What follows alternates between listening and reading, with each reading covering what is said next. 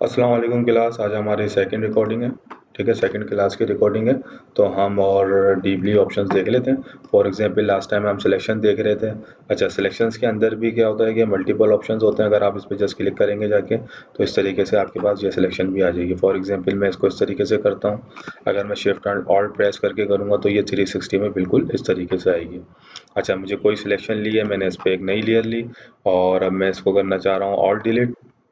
तो मैं क्या करूँगा, सिंपली इस पे ऑल डिलीट करूँगा तो आपके पास ये सिलेक्शन आ जाएगी, यानी कलर इस पे फुलफिल हो जाएगा। उसको मैं डीसिलेक्ट करना चाहता हूँ तो मैं इसको कंट्रोल टी कर सकता हूँ। अगर मुझे इसको छोटा करना है तो मैं इसको छोटा करने के बाद इस तरीके से इसको यहाँ पे रखूँगा। ठीक है, और इस पे कर दूँगा। अब मुझे दोबारा मूव टूल सेलेक्ट करना है तो मैं वी प्रेस करूँगा। शॉर्ट की अपनी आप लोग इतनी अच्छी बना लेंगे, शॉर्ट की आपके काम को बहुत निखार देती है। अब फॉर एग्जाम्पल मुझे इसकी कॉपीज़ लेनी है। अगर फॉर एग्जाम्पल हमारे ऑब्जेक्ट इस तरीके से रखे हुए हैं, ठीक है। अब मैं ये चाह रहा हूँ कि भाई ये सारे ऑब्जेक्ट मेरे अलाइनमेंट हो जाएं। जैसे मैं कोई भी टूल सेलेक्ट करूंगा तो देखिएगा उसकी मल्टीपल प्रॉपर्टीज होती हैं जो उसके अंदर आती हैं। मूव टूल के अंदर एक प्रॉपर्टीज ये भी होती है। अच्छा, इसमें ये देख लीजिएगा कि ये आपका ऑटो सेलेक्ट टूल लगा होना चाहिए। अगर इस पर चेक नहीं लगेगा तो ये जैसे आप जिस पे क्लिक करेंगे तो ये ऑटो लेयर आपकी सिलेक्ट नहीं होगी। यहाँ पे आप इस तरीके से चेक लगा देंगे तो जिस लेयर पे जाके खड़े होंगे वो ऑटो सेलेक्ट हो जाएगी। आसानी हो जाती है। फॉर एग्जाम्पल इन सबों को मेरे को यहाँ पे इस तरीके से सेलेक्ट किया मैंने और यहाँ पे मल्टीपल ऑप्शंस हमारे पास खुल गए अलाइनमेंट के। अगर मुझे इसको लेफ्ट अलाइन करना है सबसे पहले तो मैं ये वाली की इस्तेमाल करूंगा।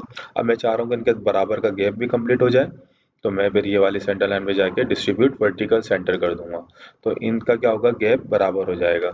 अच्छा, अब मैं ये चाह रहा हूँ कि भाई जब भी मैं इस पूरी, फॉर एग्जाम्पल मुझे बार बार सेलेक्ट करना पड़ रहा है ना, मैं चाह रहा हूँ कि इस इन लेयर्स को लिंक कर दूं। यानी जब भी मैं किसी एक भी लेयर को करूँ तो इसकी पोजीशन खराब नहीं हो। तो उसका ऑप्शन ये रहा। ठीक है, जैसे ही मैं आगे करूँगा तो यहाँ पे वो लिंक क्लियर हो जाएगी। मैं जब भी इसको मूव करूँगा तो वो इस तरीके से। लेकिन इसमें एक चीज़ ये है कि आप जब भी एक और कॉपी लेंगे इसकी ऑल्ट दबा के तो पूरी कॉपी आएगी लेकिन वो लिंक नहीं हुई हुई होगी। ठीक है, अगर आप इसको भी चाह रहे हैं लिंक करना तो आप इस पर भी दोबारा क्लिक करेंगे सब सेलेक्ट करके।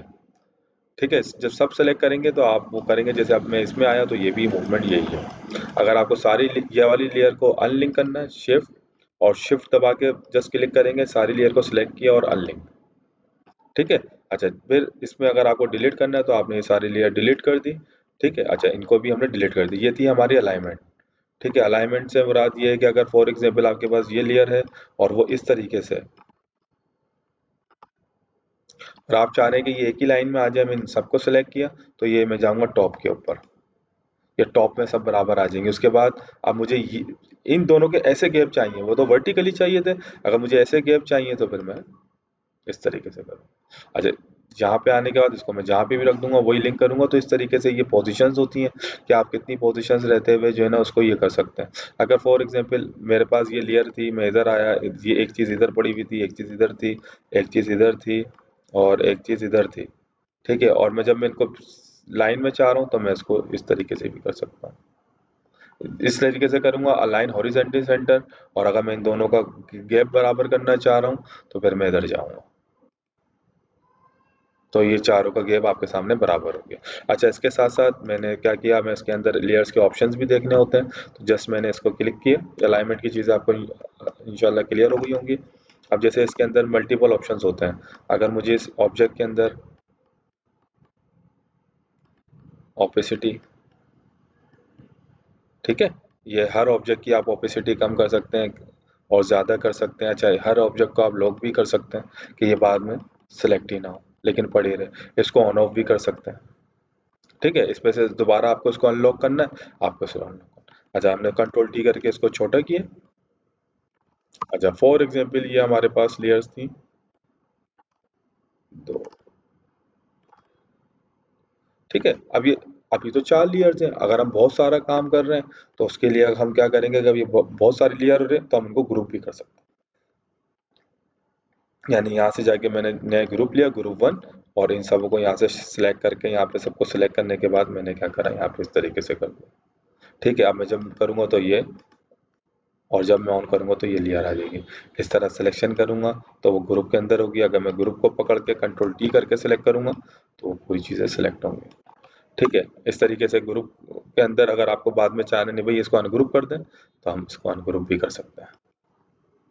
इस दोबारा इस पोजीशन पे आ जाएंगे। जस्ट मैंने इसको सबको को डिलीट किया।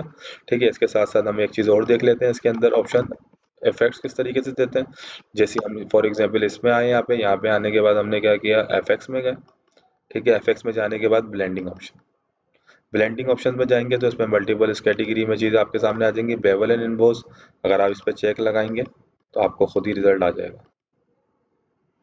अगर आप इसको पूरा सेलेक्ट करेंगे तो उसकी तमाम प्रॉपर्टीज आ जाएंगी। जब आप इसको ऑप्शन करेंगे तो ये आपके सामने इस तरीके से ऑप्शन दे होंगे।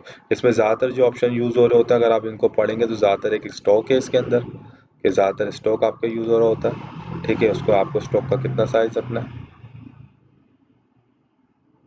ठीक है, अगर स्टॉक नहीं करना चाहते कलर ओवरले, यानी कि आप इसमें कलर ओवरले चाहते हैं कि आप इसके ऊपर कोई भी ऑब्जेक्ट हो उस पर आप जो कलर रखना चाहेंगे वो कलर उसके ऊपर ओवरले हो जाएगा, जो आप सेलेक्ट करेंगे यहाँ से। ठीक है, अच्छा ग्रेडियंट, ग्रेडियंट पे जाएंगे तो आप इस तरीके से आ जाएगा। आप जब ग्रेडियंट के अंदर जाएंगे तो यहाँ पे ग्रेडियंट के बहुत सारे ऑप्शन आ रहे होंगे। जैसे जैसे आप इसमें ऑप्शन में जाते रहेंगे वो ऑप्शन आपके सामने क्या हुआ, खुले होंगे। अच्छा, इसमें ड्रॉप शेडो का ऑप्शन है कि ड्रॉप शेडो इस तरीके से आता है। अगर आप इसको जाके पूरा इस तरीके से देखेंगे तो ये आपके सामने डिस्टेंस आएंगे आप इसके अंदर, ये ऑप्शन आपको आगे यूज करने को मिलेंगे आपको। ये जो हमारा पोर्शन था ये आज हमारा अलाइनमेंट और ऑब्जेक्ट के उसके ऊपर था। ठीक है, नेक्स्ट क्लास के अंदर हम क्या करेंगे कि नेक्स्ट क्लास के अंदर हम ये देख लेंगे कि भाई ये और ऑप्शन किस तरीके से होते हैं। ये आज हमारा जो टॉपिक था वो अलाइनमेंट। ठीक है, और इसमें किस तरीके से कितने टाइप के ऑब्जेक्ट्स होते हैं।